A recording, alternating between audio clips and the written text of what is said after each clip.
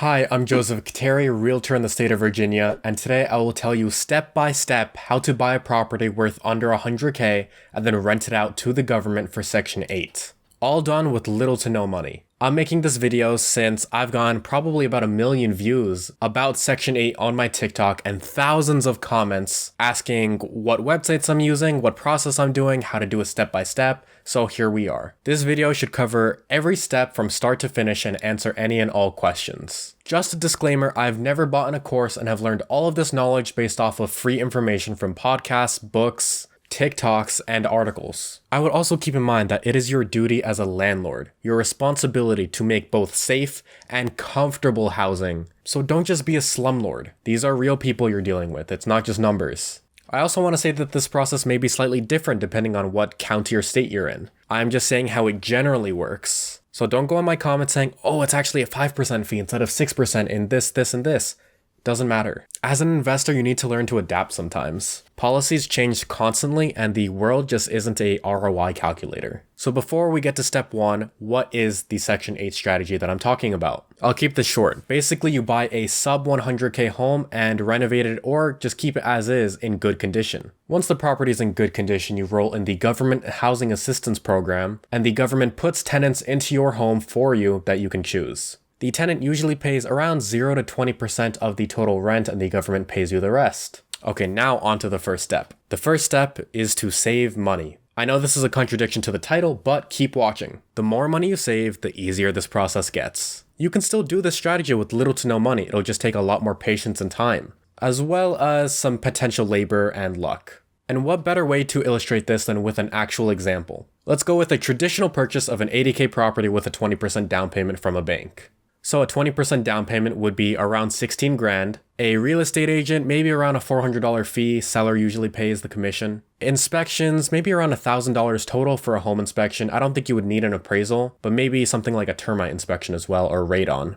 Closing costs are roughly 3 to 5% of the total home value. So let's go with a $3,000 closing cost, as well as light rehab of around 10K. Let's say you found a property, but it could use some new paint as well as brand new carpets, 10 grand. An 80K house will now cost you $30,400 in order to make it ready to rent to Section 8. That's a lot of money. It is very contradictory to the title. That is an entire year of college education. So now let's go over how to make that cost to almost $0. In order to pay the least amount of money possible, for example, the down payment, you need to use something called seller financing, which basically means that the seller will act as the bank in this scenario. This makes things a lot more flexible, and if you offer good enough terms, you might even be able to get a 0% down payment. Your real estate agent can even negotiate closing costs for you and get the seller to pay for them, or to lump them in with the total loan amount. And if you're worried about something like renovations, you can actually go looking for a property called turnkey properties, which basically mean that they're ready to go immediately. Will all these steps make it much more difficult to find and buy a property? Of course, but it is doable. Again, to make things easier, it's always better if you have money starting out. But let's pretend you're a broke college student like me. If we factor in every potential saving and budgeting, you can bring the cost to purchase an 80K property from $30,000 to around $1,400 at the minimum. Now, personally, I would recommend a loan starting out, but if you can't get one like me because I have no income history, seller financing is your way to go. I'd also recommend finding homes that are ready to go that are turnkey properties. This gets rid of both the down payment as well as the rehab costs, but there's all the other fees still. So you'd probably need around $5,000 to start off. Once you start getting some regular rental income, then I would go to banks and try to get that 20% down payment from then on. Now that you know what kind of financing strategy you're going with, let's begin. Step 2 is pretty obvious, but it's time to go on some type of multi-listing service. An example of this is Zillow. Now I know, I'm a realtor, so I should be just sending you the listings instead. Well, that doesn't really work if you don't know what area you're looking for first. I personally am a Northern Virginia realtor, meaning I have an MLS system that is specific to Northern Virginia. If you contact me wanting listings from Mississippi, I'm not going to be able to help you. I'm going to see the exact same stuff as Zillow, no difference. In today's video, I'll be using Zillow. And guess what? I'm going to actually go through a real example for you guys. Alright, now that we're on Zillow, you can actually see I'm in Fredericksburg right here. So if you ever need anything in this area, let me know. But we're not doing that for today. Instead, let's look at all of Virginia. I went ahead and typed in VA for sale, except we're going to uncheck all of these except by agent and by owner. For the price, we're going to go $40K. Anything below 40k, usually something like fire damage or flood damage, and you want to stay away from those. And a maximum of, let's say, 90. Now you're going to want to go above 3 bedrooms, and we're going to deselect all of these except for houses and multifamily. I doubt there's any multifamilies, but why not, you know? All right, and now we have 109 agent listings and 16 for sale by owners. Now, I'm doing Virginia just because I'm licensed and I live here in Virginia, but I would recommend buying your first property in the state you live in. Now, an exception to this is, of course, if you live somewhere crazy expensive like Manhattan, but generally, let's say you live in Arkansas, your first place should be in Arkansas. All right, now it's time to actually pick out a property, so stick around to find out how. Pause, but before we go to the next step, please take a moment to subscribe. I currently have 8 subscribers and they're literally all my other Google accounts. This is only my second video ever. If you want to buy, sell, or lease a place no matter where in the world you are, go ahead and DM me. You can DM me on Facebook, Instagram, or even LinkedIn. I check every single one of those daily. You found a Section 8 property that you want to purchase and put an offer on, but you need an agent? Contact me. You want to start looking for your dream home but don't really know what to do? DM me. I work out of specifically Northern Virginia, but I have agent friends everywhere that I can refer you to, and I'm always able to give free advice. I also have another channel where I tour homes in virtual reality, so subscribe to that too, that's in the description. Okay, now back to the video. Alright, so the next step is to pick a property, well, probably multiple. Go through the hundreds of listings and find a property that is good enough for you. I would personally start out with for sale by owners first, since they're probably more open to negotiation terms. Now you're going to go through each one individually and look for a couple of things. We're going to use this home as an example. I found this in 10 seconds just looking.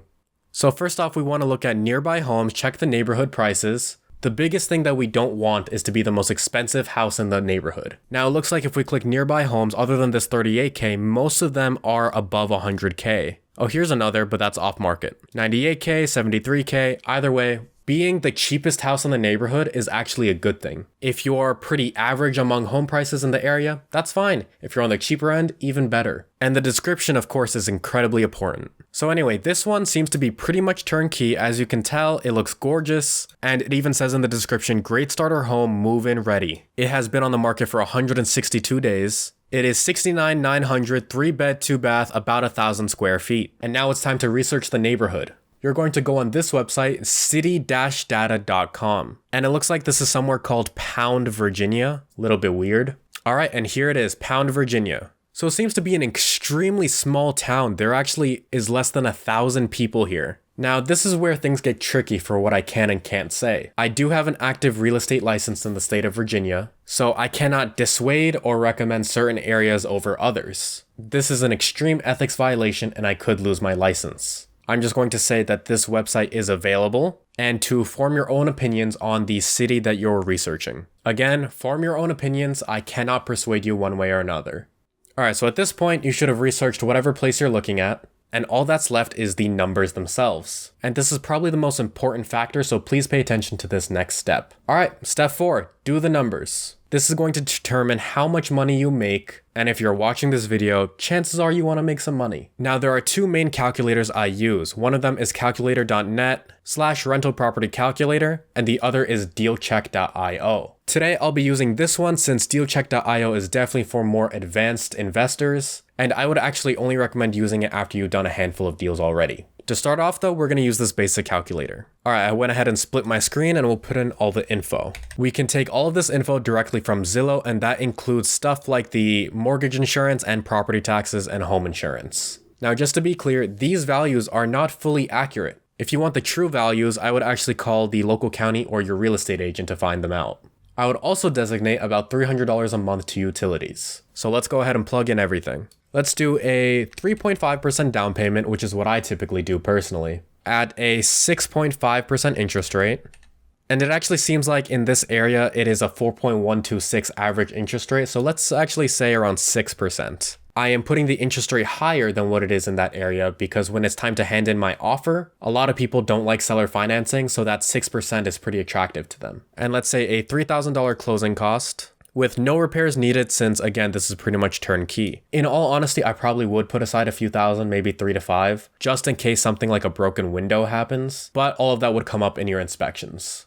So let's just say 0 repairs. Now for your maintenance cost. This is really where it gets tricky. I'm going to up it to around $2,000 per year. If you screen your tenants properly, which I'll show you how later on in the video, as well as do your routine inspections and hire good people to take care of your properties and contract things out, then you shouldn't have a crazy high maintenance cost. So $2,000 is what I usually see. And if it's much more than that in your personal experience, chances are you're not picking the right tenants. Alright, and utilities cost around $3,000 a year or $250 a month. Now this seems like a lot, and there are actually a lot of ways you can lower this cost even more. For example, you could add water efficient toilets, shower heads, sinks in order to lower the water bill. For the energy bill, you could replace everything with fluorescent light bulbs, as well as add smart thermostats that can save on energy. I've even seen some people put a literal brick inside of the head of the toilet in order to reduce their water bill. And it works. You can make the tenant pay utilities, but then the government will not pay you as much rent. They'll probably lower their rent that they'll pay about 15%. That number is obviously very speculative and can change for pretty much everyone, but they will pay less. Technically, there's stuff like vouchers involved, and it's a weird process that they go through, but we're not going to get into that. I personally would recommend that the landlord pay the utilities, but you can add a clause in the contract stating that if the tenant uses more than the average amount in the area, then that they have to pay whatever difference it is. For example, if the average family uses $50 of water per month, but they end up using 75, you can make it so you only cover the 50 and they cover the rest. This is to avoid stuff like overflowing bathtubs, where they just leave the water on or leave light bulbs on 24/7. All right, back to the calculator. Monthly rent. How do you find that out? We're going to go to this website called FY 2022 Final Fair Market Rents. You're going to scroll down on Zillow until you find Virginia. It's in Wise County.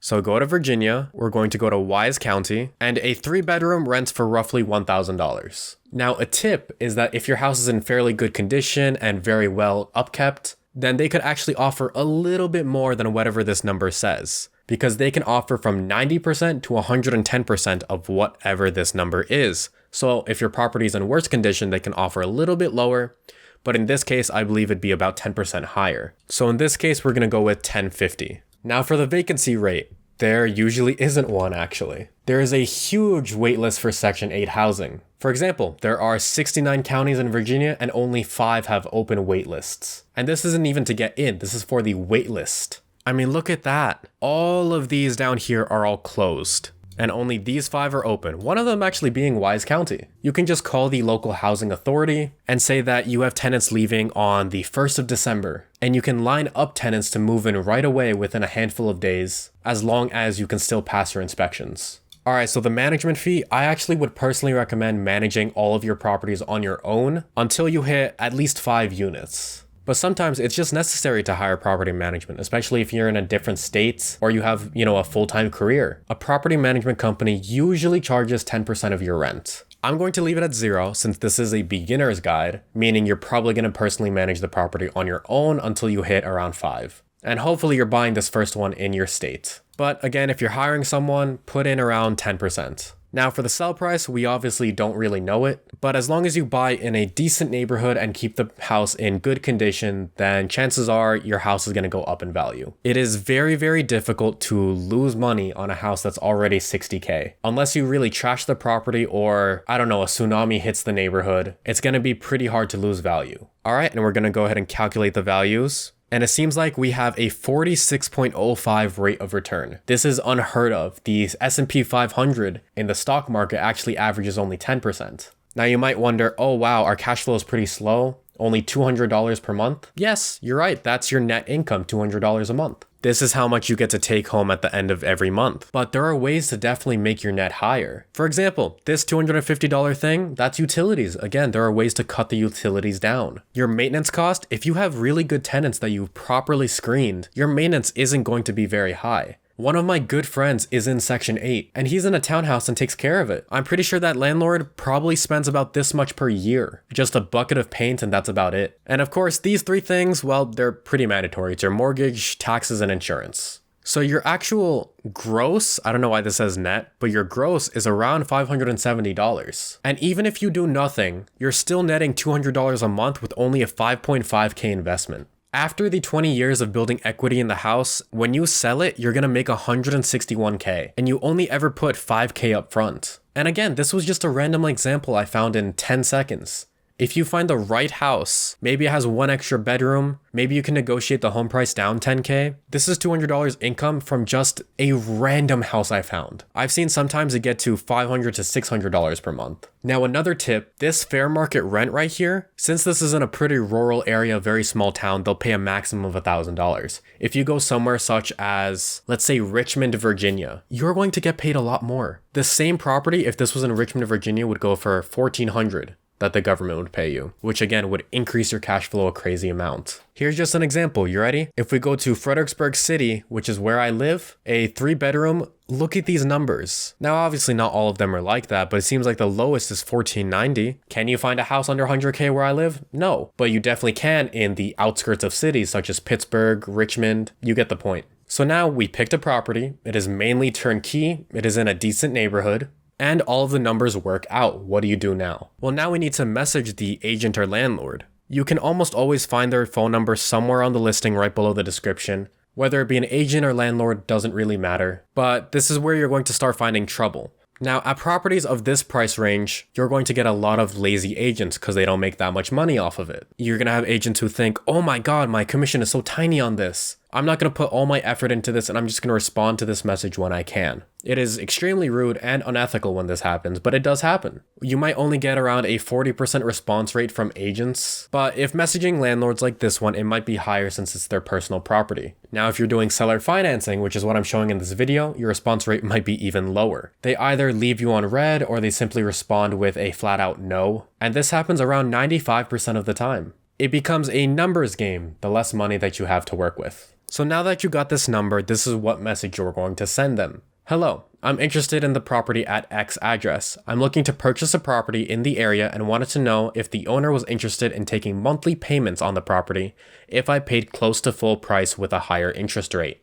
If so, when can you speak? Thank you. And you can go ahead and just text them this phone number or send it via Zillow. Hopefully you get a response, but it might take a while depending on what type of financing offering you're giving. But let's say that they do accept it. Now what do? Well, now it's time to make an offer, and for that you will need a real estate agent most of the time. If you're more experienced, you might not need one since you're already familiar with the contracts, but if you're starting out, I would hire one, especially if you're in a state where the seller pays for the agent's commission. Now, I'm a realtor, and it is our job to get you the best terms and best offer on a property possible. It might cost you a few $100s at maximum just for some fees, but most of the time sellers do pay the commission. Let your agent guide you through the process of making an offer and buying the property since it's literally our job to do so. So how do you find a good agent? Well, that's where I come in. When you're ready to get to this step of making an offer, contact me on Facebook, Instagram, or LinkedIn and talk to me about the property. I have connections all over the US, so I will hook you up with an agent that I know that is closest to your property. Now, here are some basic terms you want to follow. You want to make sure it is a 30-year fixed rate loan. Whatever the average interest rate is in the area, if you're doing seller financing, add 1 to it. A lot of homeowners watch the news and they kind of know what the general interest rates are. So if you offer something much higher, then it catches their attention. And the difference between a 6% interest rate and a 7% isn't a lot on a 70K property. So your numbers are probably going to be fine either way. And you should also do a home inspection and make sure your contract is contingent on it, but your agent can handle that part. All right, step 7. Now that you've bought the property, it is time to convert it to Section 8. The main method to make this happen? Just call your local housing authority and ask them. They're most likely going to hit you with a plethora of questions such as when did you purchase the property, what's the condition, blah, blah, blah, and want a lot of documentation. And they might even do an inspection beforehand. The housing authority will then ask for the number of bedrooms and then make an established rent payment based off of that. And again, it's usually within 10% of what the HUD website tells you. After they establish the rent, it's time to move on to the next step. Step 9, getting tenants. Something that a lot of people tend to get confused about is they don't realize the tenant only pays 20% or less of the rent, and the government just picks up the rest. So if a house rents for $1,000, like the one we're using as an example, that means that the tenant will pay a maximum of about $200, or even up to $0 for the tenant. You are not charging a single mother of 3 $1,000 to rent a 70K home. That's just not what's happening. Anyways, here in Virginia, you typically need to pick your tenants and then submit something called a request for tenancy approval before the final inspection. Some states and counties may differ, but this is how you pick tenants. You're going to call the local housing authority and say, hey there, I have a property at X address and it is available for some tenants for Section 8. Can you send over some potential applicants? They're going to go ahead and send over a ton of applicants that are potentially on the wait list and say, hey, here you go, here's all their background, pick from these. You could also put it on Facebook Marketplace and just say you're accepting Section 8 vouchers, and that typically works really well. You don't really have to do any type of paid advertising. Section 8 usually advertises itself. So now that you have a list of tenants, how do you pick one? Well, the first thing that I would do is I would ignore the credit check. Chances are they're going to have bad credit regardless. Unless there's something really, really important on there, chances are it doesn't matter. Instead, look at these things. Personality. I would interview them beforehand, see if they're a drug addict or maybe just a struggling mother. Call their existing landlord.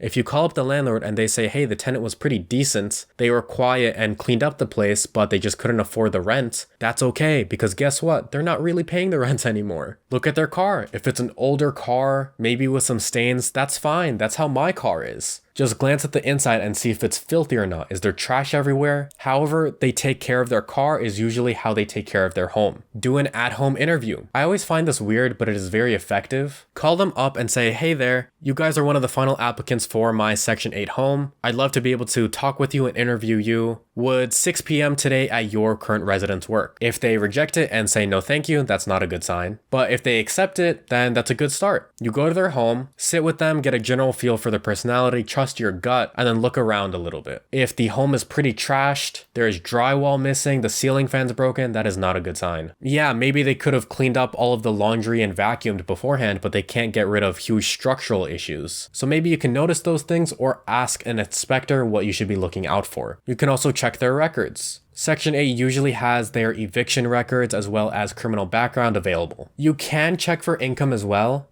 or at least just ask them, but that isn't super important since again, they usually don't have to pay the rent, and the less money they make, the more the government actually covers for them. So that one's really up to you. At the end of the day, Section 8 tenants get a super bad reputation. Everyone thinks that they're just filthy criminals who trash your properties. Or maybe a landlord had a really bad experience with a Section 8 tenant, but that's because they didn't screen them properly, and they kind of just one-offed the whole system. I don't think that they trash properties. A lot of the time, it's just a struggling family that needs to make ends meet. I personally have absolutely lovely friends who are in the Section 8 housing program, so I kind of have first-hand experience with some of this.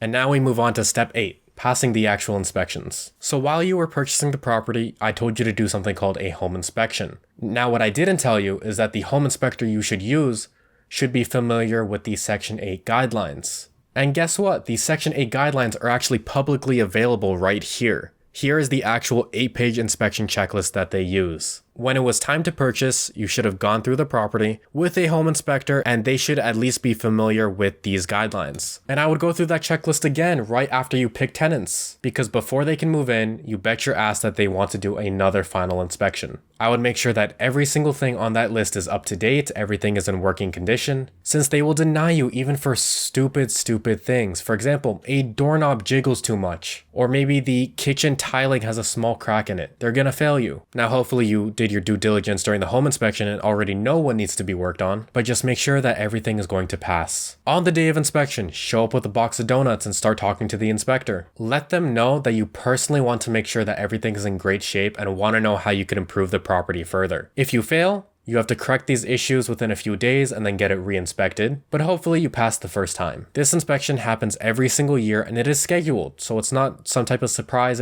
inspection type thing. I personally would do an inspection after every single quarter so that when it is time for the inspector to roll around, there are no surprises. Alright, and now for the optional final step 10, hire property management and contractors. This is optional since I actually recommend everyone to handle their own property starting out, but there are two scenarios where that just isn't possible. The first is if you live ridiculously far away, like another state. You don't want to have to drive 15 hours if your tenant says that the water won't shut off. That just isn't a good idea. And the second reason is if you have too many properties already that you're handling. Now, the other question is, how do you find these good local contractors and property management companies? Well, I would literally recommend going on Google Maps, typing in the address of the home you just bought, and looking at all of the companies surrounding it. Go with the best reviewed property management company and contractors within a few miles. Make sure that they are highly reviewed, make sure that they have good testimonials, and most important of all, make sure that they have dealt with Section 8 before. This applies to all types of management and contracting such as plumbers, electricians, roofers, etc.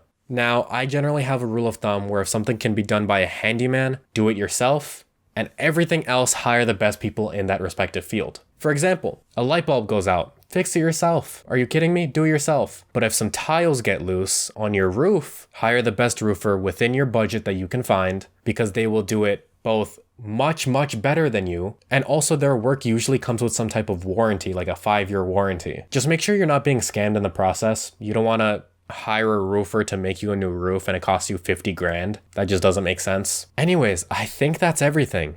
This is a damn long video. So by now you should have every single step you need to find, finance, purchase, and rent out properties to Section 8. I want to leave this off by saying, don't be a slumlord, make these properties comfortable, be ethical, and just overall be a decent person with sympathy. The world isn't one big calculator. There are real people who have real troubles and real feelings. Anyways, this channel is all about making educational and entertaining finance content, so hit the bell to receive updates on when I upload and make sure to subscribe. And finally, don't forget to go down to the description below and go ahead and DM me on Instagram, Facebook, or even LinkedIn if you need to buy, sell, or rent a house no matter where in the world you are. And that's all I got. Have a nice day.